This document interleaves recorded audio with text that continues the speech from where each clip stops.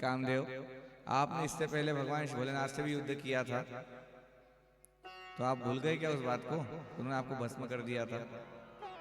बोले प्रभु वो मेरी गलती थी, क्योंकि वो तपस्या में लीन थे, उनको मैंने छेड़ दिया। ठीक है, राम अवतार में तुमने हमसे भी युद्ध किया, तो वो मेरी गलती कि आप मर्यादा में थे। अब ना तुम्हारा मर्यादा है यहाँ पर, और सारी गोपियां भी जो है, तो देखता हूं मैं कि ये आप मुझसे कैसे बच पाते। बोले ठीक है, आप वो भी आजमा कर देख लो। कामदेव ने अपने बाण छोड़े ठाकुर जी पर, गोपियों पर, लेकिन वो सभी अपनी साधना वाले सिद्ध संत जैसे रूप में रूपी संत थे, किसी कोई काम का कोई प्रभाव नहीं पड़ा। तो कामदेव भी नतमस्तक हुआ, क्या प्रभु क्षमा कीजिएगा, आप तो योगियों की योगी हैं। इसलिए भागवत में कृष्ण भगवान को महायोगी कहा गया है। दिखने में, चरित्र में देखा जाए तो 16,108 रानियां विवाह हुए, सब वर्णन आएगा। इतनी गोपियों के साथ महाराज किया, 6 महीने तक रास ही रास चला, सब लीलाएं करी, लेकिन सब उसी पर लीलाएं थी। उनका भाव, कोई भेद नहीं था, उनका मन के कोई अंदर से भाव ऐसे नहीं थे। श्री प्रभु की, कृष्णचंद्र महाराज सब सारी लीलाएं थी। तो भगवान इस प्रकार जो है बहुत बढ़िया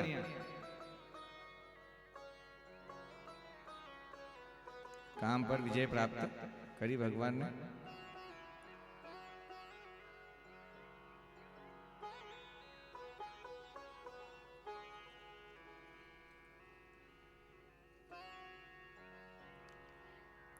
अब उस रास में जो गोपियां इत्यादि सब थे, तो राधा रानी ने गले में बहुत ही सुंदर सी,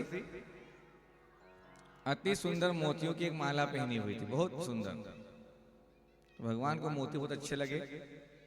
जैसे हम किसी के यहाँ जाते हैं, या कोई दो माताएं कहीं विवाह में जाती हैं, तो आपस में श्रृंगार होता है, श्रृंगार करते एक दूसरे की तारीफ करते हैं ना, वाह तुम्हारी साड़ी कहाँ से लाए, बहुत अच्छी लग रही है, भाभी चुनरी कहाँ से ली है। तो चर्चा होती है दूसरे प्रशंसा, इसी बार भगवान की प्रशंसा कर रहे हैं कि वाह राधे मोती की माला बहुत अच्छी लग रही है। भगवान ने जैसे ही मोती तरफ हाथ बढ़ाया, थोड़ा राधा रानी पीछे हट गई। भगवान ने कहा क्या हुआ? तो कन्हैया तुम नहीं जानते, ये मोती बहुत ही महंगे हैं। जैसा कहा, थोड़ा भगवान को बुरा लगा कि मुझसे ज्यादा महत्वपूर्ण तुम्हारे मोती हो गए। और उस भाव कारण भगवान ही पीछे हट गए। भगवान महाराज के बाद 10 रास के बाद घर चले गए। अब लगा भी राधा जी को कि मैंने थोड़ी गलती कर दी, वो कन्हैया को बुरा लग गया है। लेकिन पहले कोई ऐसा मोबाइल या ऐसा कोई व्यवस्था थी नहीं कि व्हाट्सएप रात को बोल दे कि सॉरी गलती हो गई, क्षमा कर दे, संभव था नहीं। अब वो क्या करें, हो तो गई, थोड़ा ठीक, कल आएंगे तब कल मैं उनसे क्षमा प्रार्थना कर लूंगी। इस भाव के साथ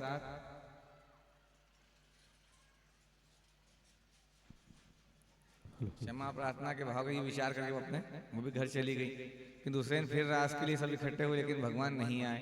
ऐसा 1 दिन 2 दिन कई दिनों तक भगवान आए नहीं। अब ना आने पर थोड़ा सा राधा रानी को बुरा लगा, मैंने कोई इतनी बड़ी बात तो बोली नहीं, जिनको इतना बोला ठीक है।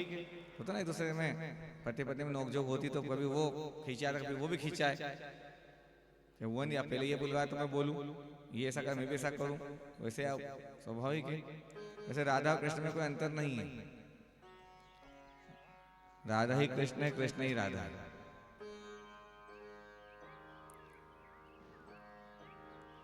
कहा जाता है कि भागवत में कहीं से कहीं तक भी राधा नाम का वर्णन सुखदेव जी ने नहीं किया। वर्णन किया था किस रूप में किया है? राधा जी को क्या कहा है? बड़ी गोपी। जब वर्णन आता है बड़ी गोपी, समझ जाओ कि राधा रानी का बात, वो राधा रानी के बारे में बोल रहे हैं। कि राधा शब्द का उपयोग नहीं किया। क्यों? कि सुखदेव जी राज राजेश्वरी राधा रानी को अपना गुरु मानते थे, तो गुरु का नाम मुख से कैसे लें, इस भाव से उन्होंने कभी भी उनका नाम उच्चारण नहीं किया। और अगर राधा रानी का नाम ले ले तो ये बात हो जाए कि वो ध्यानस्थ समाधि में चले जाएं, इसलिए भी उन्होंने राधा रानी का नाम कहीं वर्णन नहीं किया हुआ। तो जब मोतियों की बात आई, थोड़ा सा भगवान को दोनों को बुरा लग गया। अब दोनों रास में नहीं आ रहे हैं, दोनों ही नाराज हैं, तो दोनों की नाराजगी में सारी गोपियां दुखी हो रही हैं कि थोड़ा सा विवाद दोनों का और नुकसान हम सब का। जैसे माता पिता में कोई बात का विवाद हो जाए तो परेशान कौन होते हैं? घर के छोटे छोटे बच्चे, परिवार वाले। वापस दोनों में थोड़ा नोकझोंक करेंगे तो माता राम गुस्से में आकर थोड़ा भोजन नहीं बनाएगी, पति देव को नहीं खिलाना है तो पति देव को मिले ना मिले, बच्चों को भी नहीं मिले विचार। उसी प्रकार उनके जो है थोड़े से क्रोध आवेश और नोक झोंक के चक्कर में सारी गोपियां परेशान हो रही है। अब किसको क्या कैसे समझाएं? समय बहुत बीतता गया। इधर राधा रानी इतनी ज्यादा दुखी हो गई, एक बार घर में रोने लगे, बार बार बातों बातों पर रोए, कोई पूछे भी क्या हुआ तो रोने लग जाए, बता ना पाए कि हुआ क्या है, घर बता भी नहीं सकते। तो कई दिनों तक ये सिलसिला चलता रहा, लेकिन उनको समझाएं कैसे कैसे मनाएं। एक दिन क्या हुआ कि नारद जी आते हैं और राधा रानी किनकी कन्या थी, किनकी बेटी थी? वृषभानु जी की। तो वृषभानु जी के पास गए, कहा वृषभानु महाराज अब कन्या बातों बातों में बात निकाली, कन्या सयानी हो गई है, इसके विवाह की कुछ विचार बनाओ। हाँ, विवाह का विचार तो करना ही महाराज, विवाह कहाँ करे, उस योग्य लड़का तो वर तो दिखे। वे अपन वर ढूंढते कैसा होना, वर अच्छा सुंदर हो, घर बार अच्छा हो, घर में खूब धन संपत्ति हो, अच्छा काम काज का, तो ये सोचते हैं ना, अच्छा व्यापार हो। आजकल तो व्यापार ही भूल गया, अच्छी नौकरी हो तो हमारी छोरी ऐसा चली जाए और सास ससुर को रोटी देना नहीं पड़े। अब ये भावना आ गई है। और उस समय था कि अच्छा घर हो, अच्छा परिवार हो, लड़का अच्छा योग्य हो। इस प्रकार बोले महाराज अब कहाँ ढूंढे, कोई नजर में तो बताओ। तो नारद जी को तो सब लीला करना ही रहती थी। नारद जी ने कहा अरे वृषभानु जी, इधर उधर दोगे कन्या को तो कहाँ ढूंढोगे, अपने चिर परिचित में दो। तो आपके ही पड़ोसी ब्रजमंडल में ही वृंदावन है और वहाँ के जो नंद राय हैं वो तुम्हारे अच्छे बड़े मित्र, परम प्रिय मित्र भी हैं, और उनका बेटा कृष्ण, सब दूर उसका नाम चलता है, बढ़िया योग्य वर है। हाँ, ये बात छोटी मोटी माखन चोरी की है, बचपना था उसका वो, बाकी सब अच्छा है, तो देख लो। वृषभानु जी को बात भी सही लगी। उन्होंने एक पत्र तैयार किया, किसके लिए? नंदराय जी के लिए। भाई मेरा पुत्र तुम्हारी कन्या, मेरी कन्या तुम्हारा पुत्र, इस प्रकार का पत्र लिख करके उनको संदेश भेजा। पहले क्या होता, संदेशा खाली हाथ नहीं जाता था, इसलिए आज भी हम लोग उस परंपरा कैसे निभा रहे हैं। कहीं जाते हैं अपन, अगर भगवान की बात करें, हम मंदिर में जाते हैं खाली हाथ जाते हैं क्या? कुछ ना कुछ तो भली लेकर जाते हैं, चाहे थोड़ा सा अन्न ले जाएं, धान्य ले जाएं, चाहे दक्षिणा ले जाएं। ये भावना है ना कि भगवान कुछ दें। अच्छा, वो अपने लेने का भूखा नहीं है, लेकिन अपन इसलिए भी करते हैं ऐसा, जैसे किसान खेत में जाकर फसल बीज बोता है, बीज कितना लगाता है? एक। अब बारिश होने वाली है, कपास की खेती वाले कपास दुकानों से बीज लेकर जाएंगे, एक बीज बोएंगे। ऐसे एक एक करके खेतों में जब वो पौधे होंगे तो उसमें क्या एक बीज में एक ही कपास का डल्ला फूल निकलता है क्या? नहीं, एक बीज का अनेक, एक से अनेक होते हैं। तो इस प्रकार जो है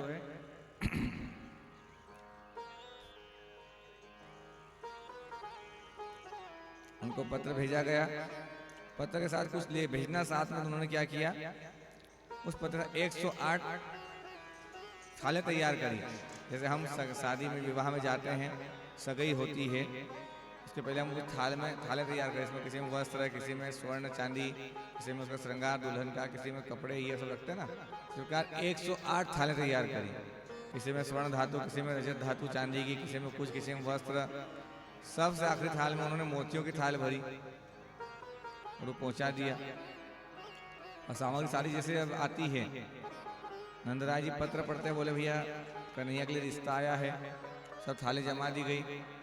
भगवान कुछ नहीं कहते कि राधा से हमारी नाराजगी चल रही है, मन तो मन प्रसन्न है, आज जिसको पसंद करते थे उससे विवाह होने जा रहा। प्रसन्नता तो है, लेकिन कहीं ना कहीं नाराजगी भी खत्म नहीं हुई है। तो वो सारी थालों को देखते हुए नंदराज जी ने सभी वहाँ पे अपने जो सेवक थे उनको नियुक्त किया, सब थालों को खाली करो, इनमें कुछ वापस सामग्री भरो और उसको अपना संदेशा भेजेंगे।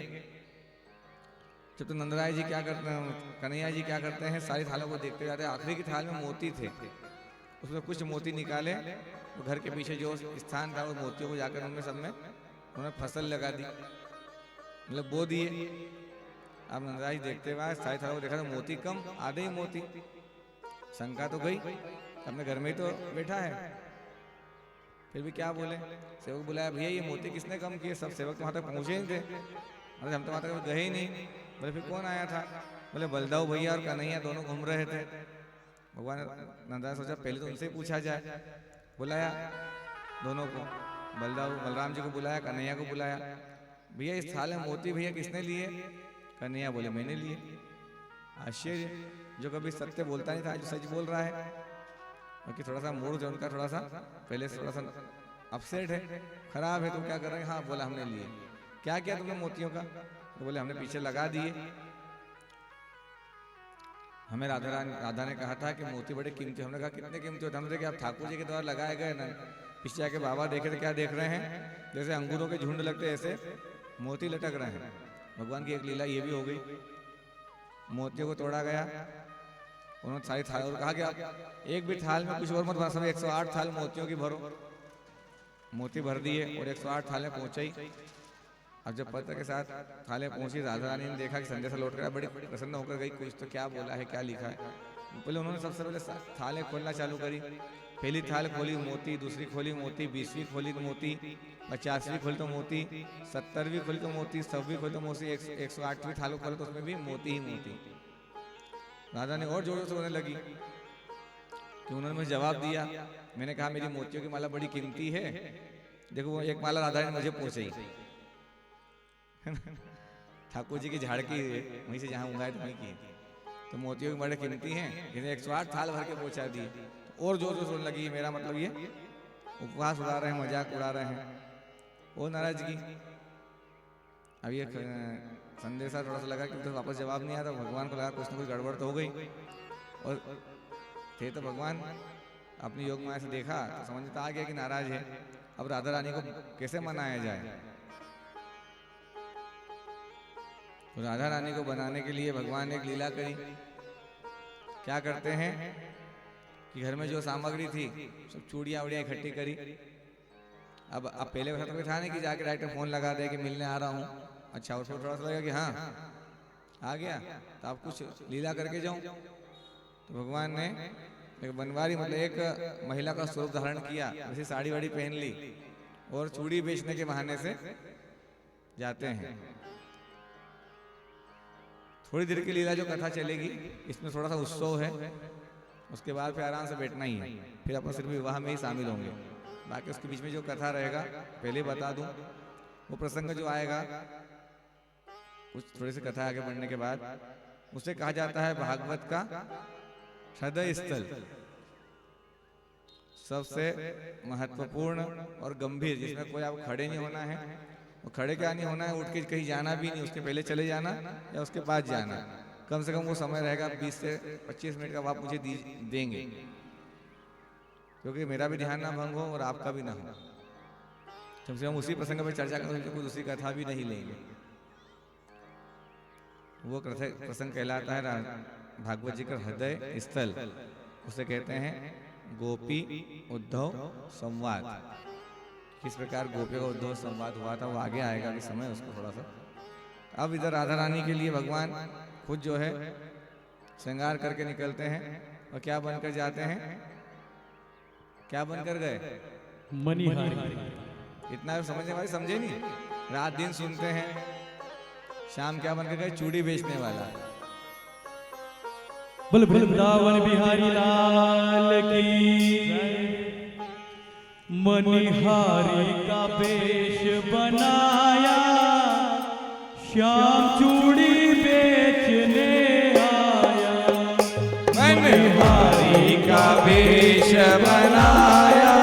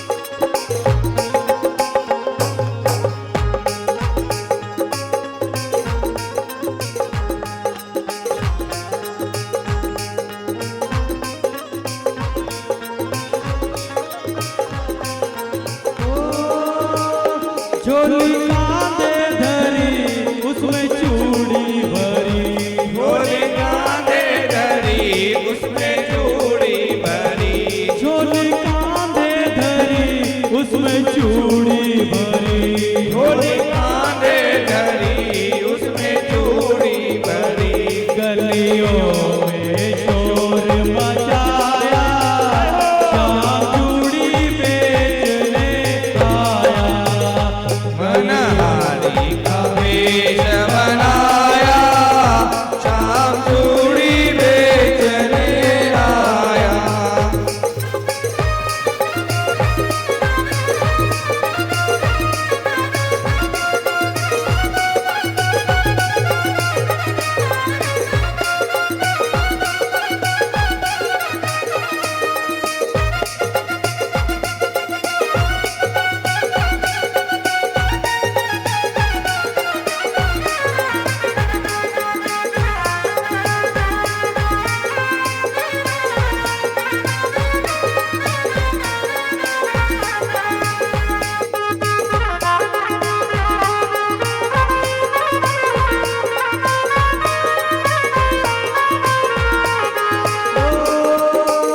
राधा ने कही ललिता ने सुनी, राधा ने कही ललिता ने सुनी, राधा ने कही ललिता ने कही,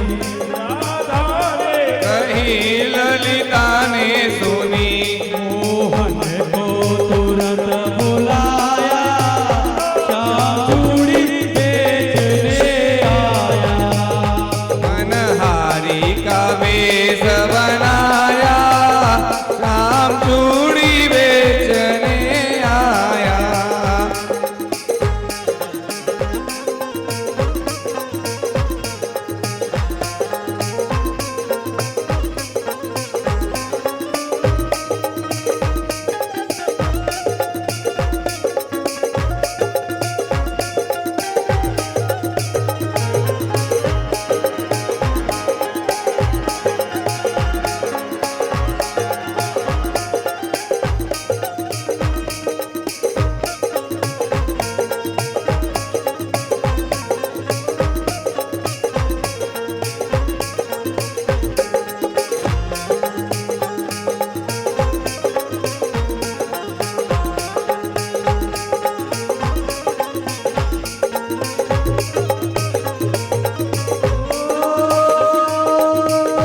चूड़ी लाल नहीं पहनो चूड़ी हरी नहीं पहनो, चूड़ी लाल नहीं पहनो चूड़ी हरी नहीं पहनो, चूड़ी लाल नहीं पहनो चूड़ी हरी नहीं पहनो, चूड़ी लाल नहीं पहनो चूड़ी हरी नहीं पहनो, मुझे श्याम रंग है भाया श्याम चूड़ी बेचने आया, मनहारी का वेश बनाया श्याम चूड़ी बेचने आया।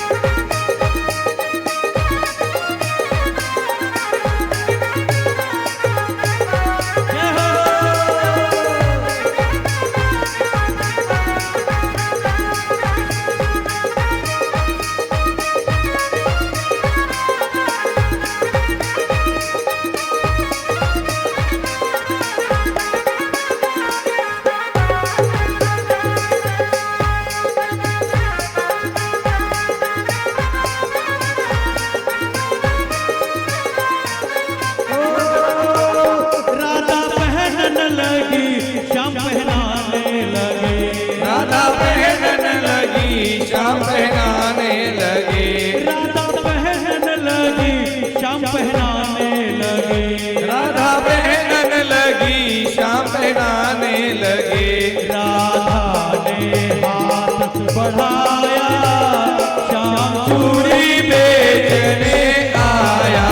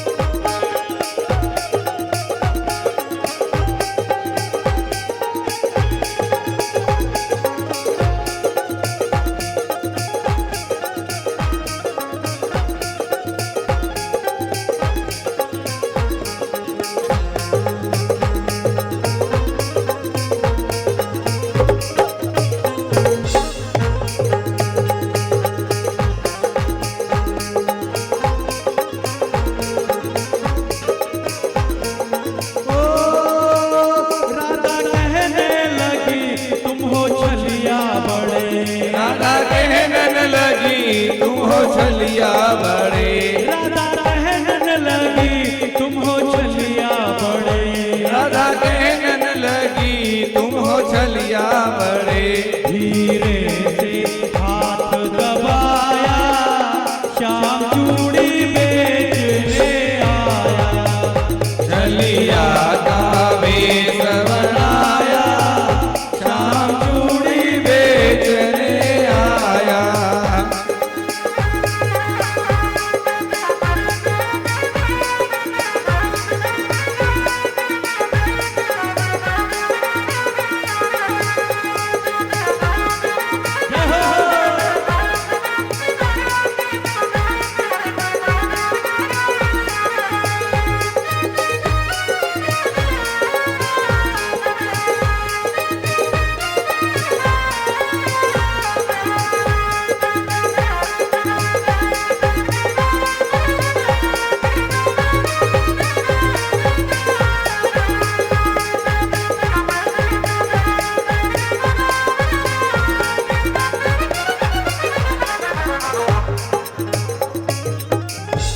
राधे राधे राधे।